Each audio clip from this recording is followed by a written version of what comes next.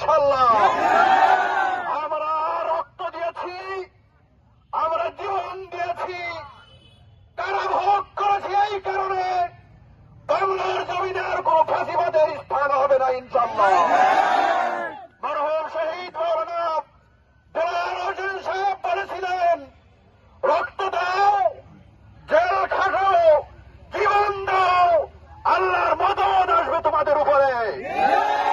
সেই কথা দুঃখের সাথে স্মরণ করতে হলেও আজকের এই পথসভা এলাকার মানুষদেরকে সতর্ক করেছে, আসতে ইসলাম, বাতিল হবে মানব রচিত মতবাদ। মানুষ আর ধর্ষিত হবে না, কোন মানুষ বঞ্চিত হবে না। বাংলার মানুষ তার ন্যায্য অধিকার নিয়ে বাংলার জমিনে বসবাস করবে ইনশাআল্লাহ।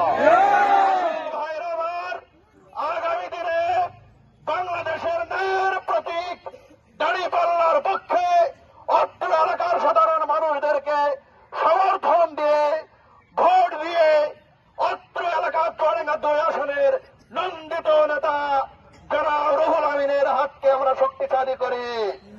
জনাব রুহুল আমিনকে আমরা জাতীয় সংসদের চুয়াডাঙ্গা 2 আসন থেকে আমরা ঢাকায় পাঠাই ইনশাআল্লাহ।